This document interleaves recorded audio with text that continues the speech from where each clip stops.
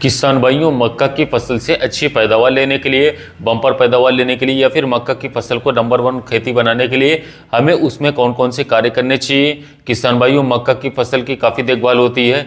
वो बुआई से लेकर के पहली सिंचाई तक बहुत ही महत्वपूर्ण फसल होती है।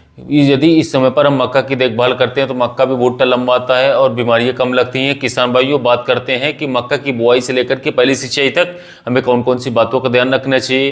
जैसे हमें खेत की तैयारी किस प्रकार से करनी है, बीज की सिलेक्शन, कौन से बीज का चुनाव करना है, कौन सी वैरायटी सबसे ज़्यादा पैदावार देती है, खाद का चुनाव, कौन सी खाद डालनी है, खाद की सही मात्रा हमें कितना लेना चाहिए। दूसरा, किसान भाइयों, बुआई की विधि क्या है, बुआई हमें किस विधि से करनी चाहिए, और जब हमारा मक्का जमाए तो उसमें जो पहले स्प्रे में करना चाहिए वो किस दवा का करना चाहिए, और मक्का को पहले स्प्रे कितने दिन पर देना चाहिए, और पहली सिंचाई के समय में कौन सी खाद देना चाहिए, और कौन सी खाद के साथ क्या क्या माइक्रोन्यूट्रिएंट्स लेना चाहिए, जिससे कि हमारी जो फसल है वो एकदम तंदुरुस्त होकर के चले। और पहली सिंचाई का जो सही समय है वो क्या है, अर्थात हमें पहली सिंचाई कब करनी चाहिए। तो पूरी बात करेंगे इस वीडियो के माध्यम से। तो आप कृषि मित्र चैनल में वीडियो के अंत तक बने रहे, और जो किसान भाई वीडियो में पहली बार आए तो वीडियो को साथियों लाइक करें और चैनल को सब्सक्राइब कर लें, ताकि हमारे आने वाले ऐसे खेती संबंधित सभी प्रकार के वीडियो आप लोगों को सबसे पहले प्राप्त होते रहें। तो किसान भाइयों, सबसे पहले बात कर लेते हैं खेत की तैयारी। जिस समय पर हम मक्का की बुआई कर रहे हैं उस समय पर जो खेत है हमारा, जो जमीन है साथियों, उसे साथियों अच्छी तरीके से समतल करवा लें, ताकि पानी का भराव बराबर मात्रा में होना चाहिए। उसकी जुताई गहरी कराएं, और यदि हो सके तो साथियों आप उसमें गोबर की सड़ी खाद जरूर डालें।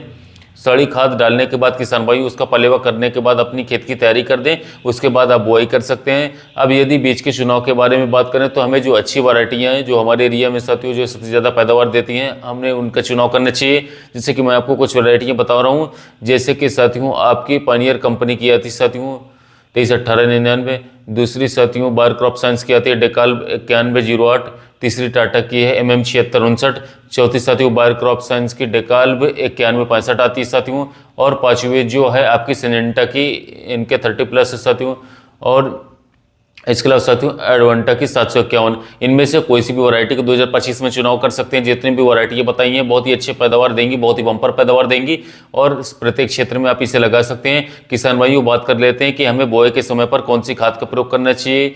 तो साथियों जो आपके क्षेत्र में यदि अवेलेबल हो तो आप NPK 12-32-16 ले सकते हैं 50 किलोग्राम प्रति एकड़ के हिसाब से। इसके साथ में आपको नाइट्रोजन जो यूरिया हमारा आता है 50 किलोग्राम वो मिला लेना है, और 10 किलोग्राम आपको लेनी है रीजेंट जो फिप्रोनिल लाती है 3% GR में। साथियों ने आप अच्छे से मिला लें, और मिलाने के बाद इसे खेत में बिखेर दें। जो आखिरी जुताई करें वो रोटावेटर से करवाएं और गहरी जुताई करें, ताकि जो खाद आपने डाला है वो अच्छे से इसमें मिल जाए। यदि किसान भाइयों आपको NPK 12-32-16 नहीं मिलता है तो आप DAP ले सकते हैं। DAP आप 50 किलोग्राम ले लें। इसके साथ में आप MOP ले लीजिए साथियों, MOP 30 किलोग्राम ले सकते हैं साथियों, और 10 किलोग्राम आपको साथियों जैम ले लेना है। इन तीनों को अच्छी तरीके से मिक्स कर लेना है। सागरी का जैम ले सकते हैं, ये अपने खेतों में मिक्स करने के बाद खेत में बिखराव करवा दीजिए। इस प्रकार से आप खाद का चुनाव कर सकते हैं। अब बुआई की विधि क्या है, बुआई जो हमें करवानी साथियों आप बेड द्वारा करवा सकते हैं। बेड पर बना करके यदि आप करते हैं तो अच्छी पैदावार मिलेगी। कुछ किसान भाई मल्चिंग पेपर द्वारा करते हैं, ड्रिप जो है साथियों वो बहुत अच्छी पैदावार देती है, और कुछ किसान भाई साथियों क्यारिया द्वारा करते हैं। जो आपको पौधे दूरी रखनी है वो लगभग 6 इंच के आसपास रखनी, और जो बेड से बेड की दूरी है आपकी साथियों, जो चौड़ाई है साथियों, जो आपकी नाली है उसकी चौड़ाई आपको रखनी है साथियों, वो लगभग 2 फीट के आसपास साथियों, कम से कम 1.5 और 2 फीट के आसपास। कुछ क्षेत्रों में साथियों तो मक्का की जो फसल होती है साथियों वो थोड़ी सी दूर लगा दें तो अच्छी होती है, कुछ क्षेत्रों में ज़्यादा दूर लगाने से हो जाती है।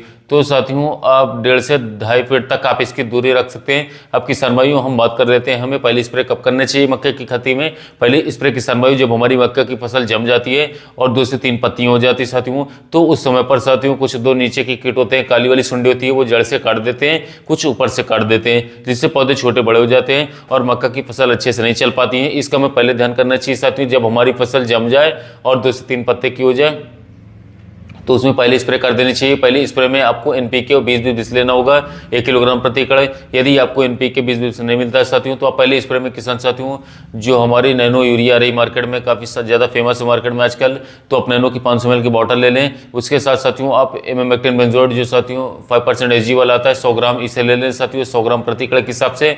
दोनों को आप अच्छे तरीके से मिला लें साथियों। मिलाने का तरीका क्या है कि आपका जो नैनो है साथियों आप इसे अलग घोलें।